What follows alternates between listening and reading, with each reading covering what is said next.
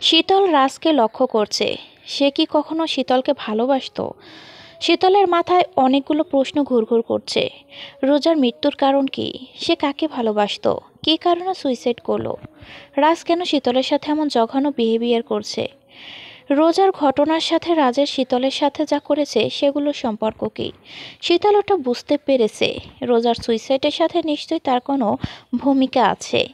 এসব উত্তর কেবল রাজ দিতে পারে। তবে শীতলের এত সাহস নেই রাজের মুখ থেকে সত্যি কথাগুলো বের করার। একমাত্র রাজের ডায়েরি পড়ে রহস্য জানতে পারবে। রাজ বাড়িতে থাকাকালীন স্টাডি রুমে গিয়ে ডায়েরি পড়া সম্ভব না। পুরো বাড়ি খালি, বাট দারোয়ান পাহারা দিচ্ছে এই জমিদারের মতো দেখতে বাড়িটাকে। শীতল যে পালাবে তারও উপায় নেই। দারোয়ান এক সেকেন্ডের জন্য মেইন ডোর থেকে সরছে না। রাতে রেস্তোরাঁ থেকে খাবার আনিয়ে নিজেটুকু খেয়ে রাজ বেডের উপর ঘুমিয়ে পড়ল। শীতল ভেবেছে তার জন্য খাবার আনেনি বোধ হয়।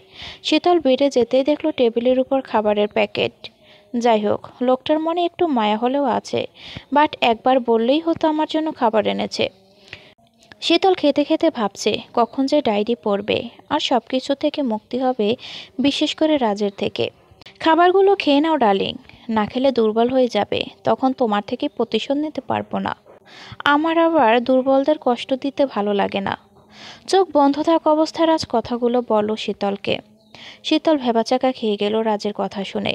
সে ভাবছিল রাজ ঘুমিয়ে পড়েছে। শীতলের খাওয়া শেষ হলে বারান্দা যায় ঠান্ডা বাতাস খেতে। শীতল চোখ বন্ধ করে রাজের দেওয়া কষ্ট আর অপমানগুলো মনে করতে থাকলো। শীতল ভুল করে কিছুটা স্যুপ রাজের গায়ে ফেলে দিয়েছে। রাজ রাগে পুরো স্যুপটাই শীতলের শাড়িতে ঢেলে দিয়েছে। তারপর গায়ে লেগে থাকা স্যুপটা রাজ কিছুটা টেস্ট করে বলেছিল, স্যুপটা স্পুন দিয়ে খাওয়ার থেকে তোমার গা থেকে খেতেই বেশ মজা। এখন থেকে তোমার গায়ে এভাবেই ঢেলে ঢেলে খাবার খাবো ডার্লিং। স্যুপটা বেশ ঝাঁঝালো ছিল, তাই শীতলের পুরো বডি মরিচের মতো জ্বলছিল। কি কষ্টই না হচ্ছিল তখন শীতলের। হঠাৎ শীতল কোমরে কারো হাতের ঠান্ডা স্পর্শ পেল, আর ঘাড়ে পেল গরম নিঃশ্বাস। গায়ের গন্ধ বেশ চেনা লাগলো শীতলের। এতদিনে রাজের গায়ের গন্ধ বেশ চিনতে পেরেছে শীতল। পেছনে চোখ খুলে তাকাতে শীতল কাউকে দেখতে পেল না। দরজার পর্দা কিছুটা নড়ে উঠল। শীতল দৌড়ে রুমে গিয়ে দেখে রাজ যেমনভাবে ঘুমিয়েছিল তেমনভাবেই ঘুমিয়ে আছে। শীতল ভাবল সবগুলোই তার মনের ভুল, বাট সে রাজকে মনের ভুলে অনুভব করবে কেন?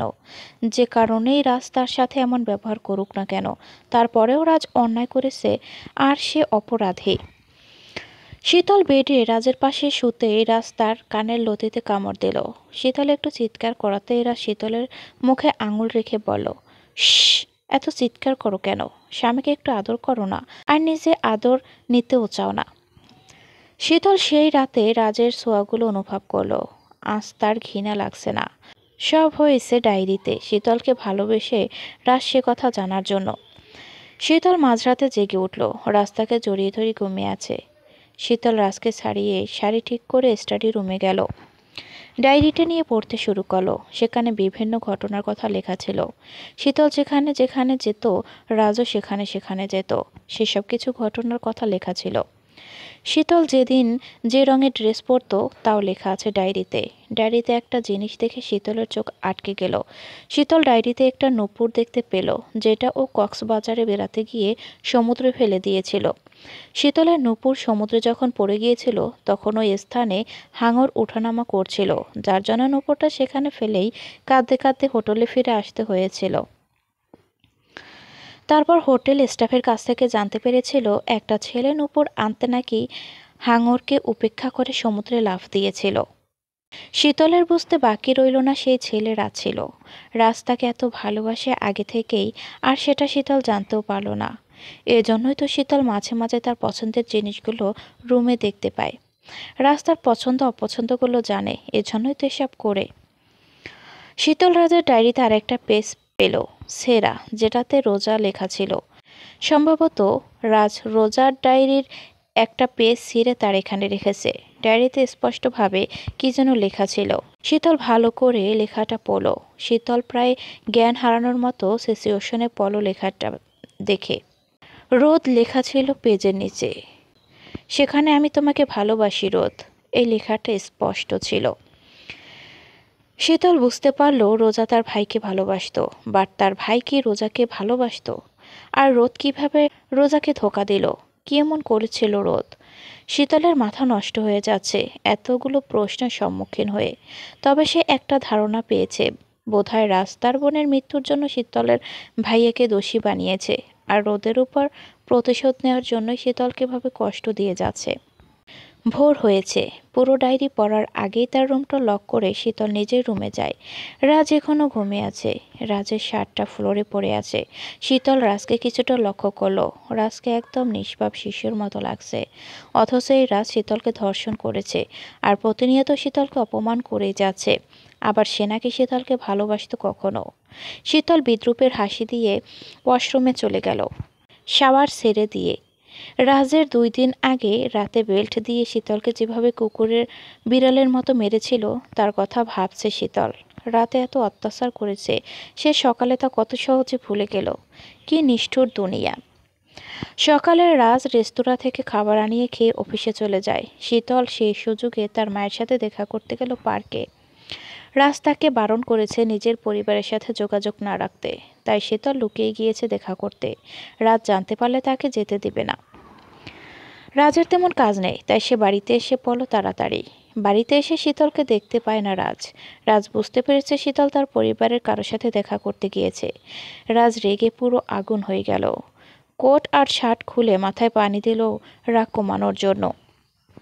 রাজের কথা শীতল অমান্য করেছে তা রাজ ভাবতেই পারছে না। রাজ এখন শীতলকে পেলে পুরো জবাই করবে, এতে কোনো সন্দেহ নেই। রাজ নিজের রাগ কন্ট্রোল করে ইজি চেয়ারে বসে শীতলের জন্য ওয়েট করতে থাকলো। দারোয়ানের বাড়িতে ছোট মেয়ে অসুস্থ, তাই সে ইমিডিয়েটলি বাড়িতে গিয়েছে, আর শীতল সেই সুযোগে বাহিরে বের হতে পেরেছে। শীতল ভয়ে ভয়ে পার্কে গেল। শীতলের বেশ ভয় করছে, বিকজ রাজকে না জানিয়ে এখানে মায়ের সাথে দেখা করতে এসেছে সে। রাজ অনেকবার তাকে মানা করেছে পরিবারের কারো সাথে দেখা না করতে, বাট শীতল রাজের কথা অমান্য করেছে। রাজ জানতে পারলে তাকে মেরেই ফেলবে, তাই মায়ের সাথে দেখা করেই তাড়াতাড়ি সে বাড়িতে চলে যাবে রাজের অফিস থেকে ফেরার আগেই। কেমন আছিস মা? শীতল তার মাকে দেখতে পেয়ে জড়িয়ে ধরল। মা মেয়ে দুজনেই কাছে। মা, বাবা কেমন আছে? ভাইয়া কেমন আছে? এখনো তোমরা আমার উপর রাগ করে আছো? আমি কি তোমাদের জন্য মারা গিয়েছি? চুপ কর শীতল, কী সব বলছিস?